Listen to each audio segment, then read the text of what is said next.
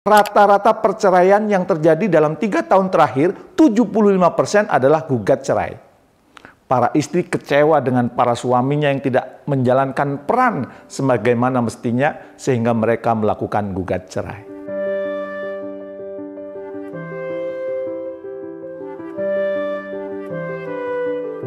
Assalamualaikum warahmatullahi wabarakatuh.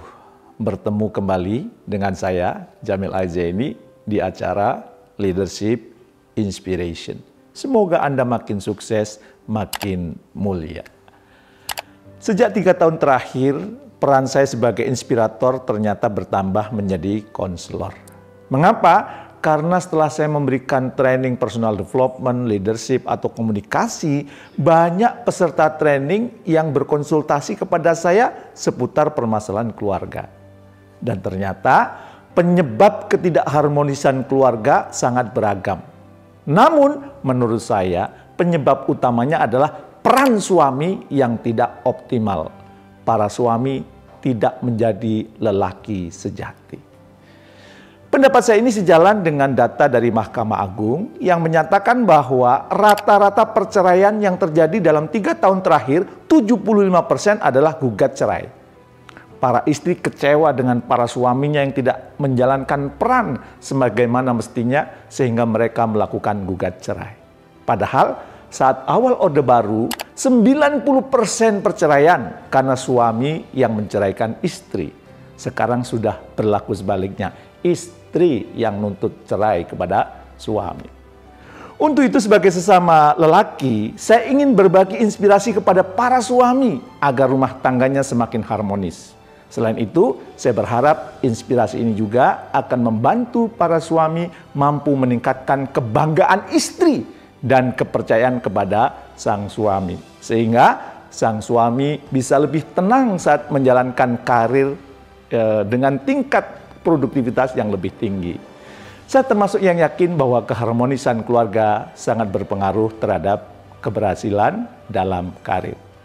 Nah, saya menyusun formula dan formula racikan saya ini juga terinspirasi dari pakar cinta yang juga punya laboratorium cinta dan sudah melakukan riset tentang cinta lebih dari 30 tahun, yaitu Julie and John Gottman. Selain itu, formula ini juga saya racik berdasarkan pengalaman saya, pengamatan saya juga, ya, dan banyak pengalaman-pengalaman orang yang konsultasi dengan saya. Tentu, fondasi utama yang perlu diingat, pernikahan adalah ibadah. Bahkan ibadah terlama, sholat hanya beberapa menit, puasa seharian, ibadah haji hanya beberapa hari. Sedangkan pernikahan setelah akad nikah, sampai pernikahan berakhir, semuanya bernilai ibadah. Semua sikap dan perilaku yang terjadi di dalamnya bernilai ibadah.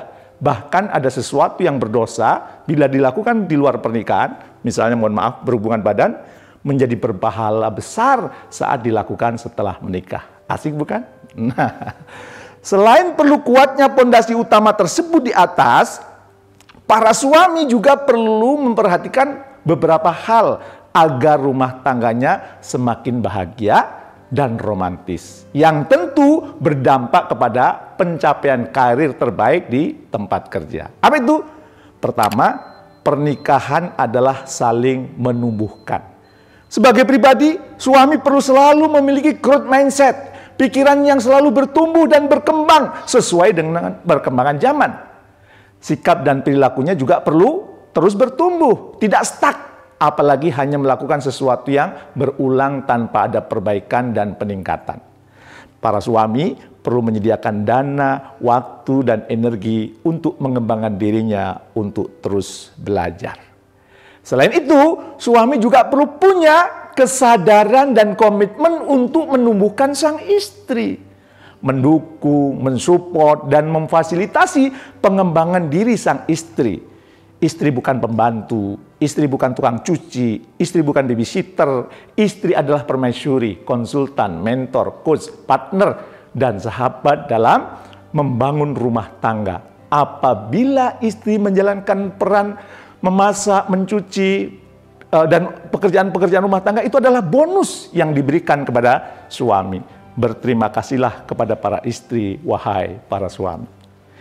Beri kesempatan istri untuk mengembangkan diri, khususnya dari 5 aspek, ya Holbein Institute nih yang menyarankan, yaitu spiritual, fisik, intelektual, komunitas, dan emosi. Bagi Anda yang istrinya punya sense bisnis, dukung ia agar bisa mengembangkannya. Bila menghasilkan, berikan ia wewenang penuh untuk mengembangkan hartanya demi kebaikan bersama.